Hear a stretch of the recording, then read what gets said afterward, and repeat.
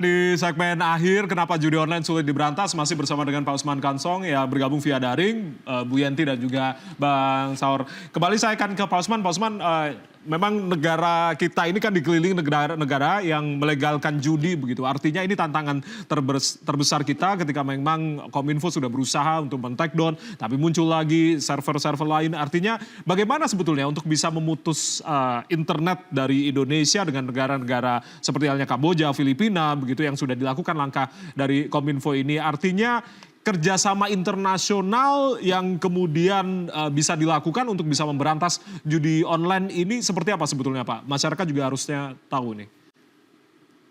Ya, yang paling efektif ya tentu saja menyita servernya ya begitu. Ya, tetapi problemnya itu tadi di negara-negara tetangga kita judi online itu legal walaupun secara parsial. Ya, misalnya mungkin di sana judi offline itu ilegal, tapi judi online legal mereka. Ya, karena dengan asumsi barangkali yang jadi pemainnya ini kan bukan di negaranya, tapi negara lain. Karena disebarkan lewat internet, bisa seperti itu. Ya, saya juga baru saja membaca majalah di Economist ya, ini banyak negara Asia Tenggara yang sebetulnya melegalkan judi, tetapi dalam konteks misalnya yang offline ya, kasino misalnya seperti itu, tapi ada juga yang online. Nah, yang paling efektif memang menyita servernya ya, tetapi karena di sana legal judi online, maka kemudian yang perlu kita lakukan adalah pendekatan kepada negara-negara tersebut. Karena itu di dalam tim pencegahan ini ada Kementerian Luar Negeri ya, Kementerian Luar Negeri yang kita harapkan bisa kemudian berbicara dengan pemerintahan negara-negara tersebut yang mengatakan bahwa ya kita harus katakan terus terang bahwa di Indonesia itu judi ilegal dalam berbagai bentuk dan tidak boleh dimainkan oleh dari berbagai usia, berbagai strata ekonomi misalnya ya, supaya mereka tidak menyasar Indonesia sebagai target judi online mereka. Itu yang kita lakukan. Kemudian juga Polri kita harapkan nanti juga akan bekerja sama dengan Interpol ya, apakah kalau memang di sana ilegal ya tentu bisa dilakukan tindakan-tindakan oleh polisi negara setempat begitu. Nah, ini yang kita lakukan begitu. Baik, Pak Usman, ada pertanyaan sebetulnya ini. Mungkin juga publik juga menanyakan juga. Kira-kira apakah juga ada kaitannya antara peretasan PDNS 2 kemarin dengan jangan-jangan ini bandar-bandarnya rasa-rasanya sakit hati nih? Atau seperti apa kira-kira Pak Usman? Jawaban Anda.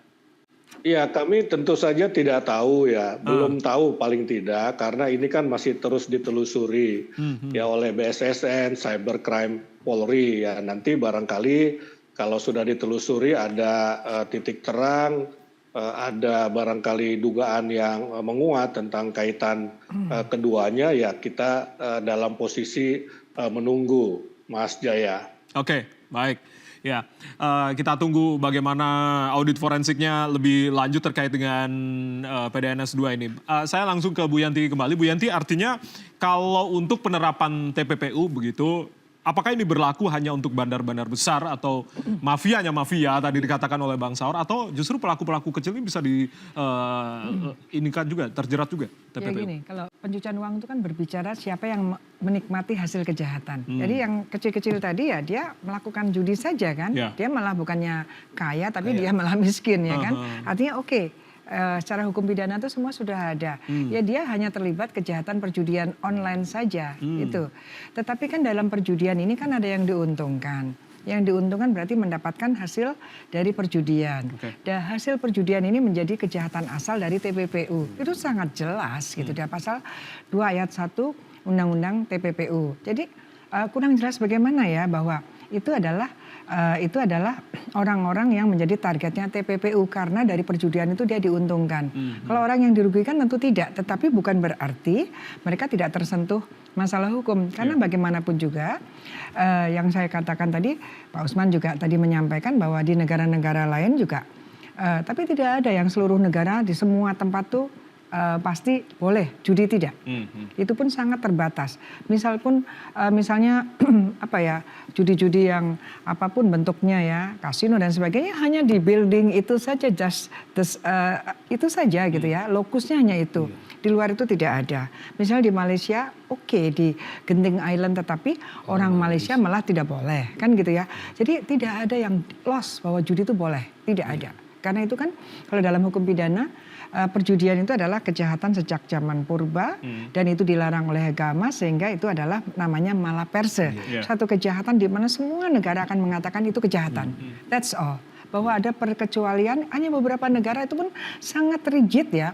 Di Amerika pun masuk ke tempat kasino dilihat KTP-nya 21 tahun ke atas apa tidak. Jadi ini pengetahuan ini harus disampaikan secara detail kepada penegak hukum. Jangan sampai penegak hukum para polisi muda itu taunya begitu sulitnya karena di sana karena gampang sekali tidak juga gitu ya. Artinya pendidikan untuk polisi-polisi ini juga penting ya untuk memahami bagaimana adanya modus-modus transaksi keuangan. Sebetulnya rekening penampung ini adalah rekening penampung yang terakhir adalah orang-orang yang terlibat dari tindak pidana pencucian uang. Karena bagaimanapun juga untuk orang-orang yang melakukan judi dan melakukan terlibat perjudian dan kemudian menerima hasil kejahatannya dan hasil kejahatan ini dinikmati, bagi dia ada double punishment, ada double kriminal. Tapi kalau pelakunya hanya masing-masing saja ya, hanya kejahatan karena pencucian uang itu kan double kriminal. No money laundering without predicate offense. Tidak mungkin ada pencucian uang tanpa kejahatan asal. Jadi setiap ada kejahatan asal, ada hasilnya uang. Siapapun yang menikmati uang ini, yang tadi sebutkan yang dilaporkan 2 tahun yang lalu, itu adalah pelaku TPPU gitu. Nah itu harus benar-benar. Bu Yanti, terkait dengan perampasan aset, meskipun rancangan undang-undang perampasan aset kan belum. Inilah. Ini termasuk menunda-nunda undang-undang perampasan aset yang sudah ditunda sejak 2008. Ya, saya terlibat waktu itu. Ini juga boleh dong masyarakat mengatakan bahwa negara ini nggak terlalu paham tujuan perampasan aset dan ini menguntungkan pelaku-pelaku pencucian uang dan menyulitkan penyitaan. Ini sangat penting sekali undang-undang perampasan aset kalau kita memang ingin memberantas pelaku kejahatan ekonomi dengan cara bukan saja memenjara tetapi juga merampas harta kekayaan didapatkannya, disita, dirampas berdasarkan putusan pengadilan gitu. Tadi saya tertarik mungkin ada Pak Usman berkaitan dengan peretasan ya. Saya sejak awal begitu ada peretasan, kemudian malah ada minta uang tebusan. Ya, itu saya pikir ini apa ya yang terjadi gitu ya. Karena dengan peretasan ini siapa yang diuntungkan? Nah tadi kita nggak tahu juga apakah ini sesuatu yang menguntungkan negara dalam artian pada waktu ada peretasan judi online berhenti gitu kan mungkin ya. Atau bahkan jejak digital orang-orang yang berkaitan dengan aliran dana juga ikut hilang ya jejaknya itu yang saya malah wah ini TPPU-nya kena enggak, kena peretasan tidak gitu ya. Tapi begini, peretasan atau hacker lah ya, hacker itu kan bukan harus mengambil datanya, melihat data aja namanya sudah bocor gitu kan tidak perlu namanya juga jejak online itu begitu terbaca aja sudah cukup.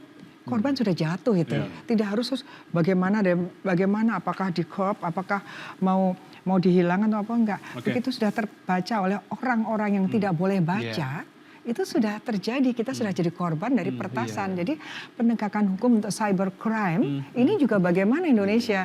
Tidak mungkin ada kejahatan mencuri terus kita menegakkannya minta pada pencuri kembalikin dong atau pencurinya bilang mau diambil bayar dong. Nah ini kan apa ya membuat logika kewarasan kita tuh terganggu gitu ya. Iya, itu saya nggak ngerti bahasa apa ya. Rasanya kok ya susah ya untuk memahami bahwa ada orang melakukan kejahatan, tapi itu langsung aja dilakukan tindakan-tindakan untuk memberikan sanksi pada pelaku itu, sanksi hukum yang ada. Iya, bukan berarti menawarkan bagaimana caranya buka atau apa gitu ya. Itu saya kok agak ini masih menjadi PR kita semua tentunya Bu Yanti ya. Saya langsung ke Bang Saur. Artinya bukti-bukti sudah ada, nama-nama sudah teridentifikasi, tinggal copot aja orangnya. Harusnya seperti itu. Iya, artinya kan kalau politik hukum kita tentang judi menempatkan judi itu crime, serious crime. Ya, saya tadi sebutkan di IT kan kemudian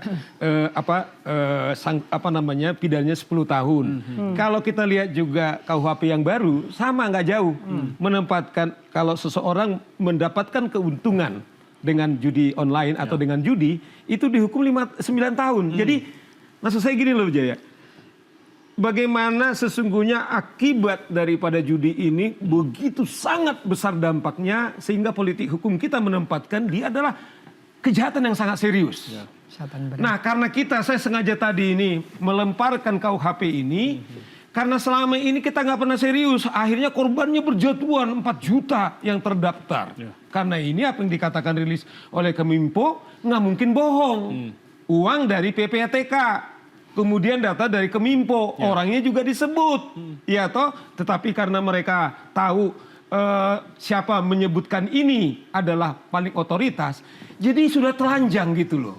Nah kalau kita nggak serius Pak Jaya, itu yang saya bilang, bukan saja kita akan menambah korban-korban yang baru, tetapi kita sudah mencampakkan negara kita sebagai negara hukum karena kita biarkan penjahat leluasa bahkan mendapatkan kekayaannya kemudian disimpan kejahatan tadi tersebut tanpa kita tindak dia dengan money laundering, tapi sekelompok orang kaya kemudian dengan membunuh saudara-saudaranya. Ini yang saya bilang melampaui untuk saat ini kejahatan narkoba dan juga teroris. Karena apa? Teroris mungkin dia berdarah-darah di hadapan kita, tapi korbannya beberapa.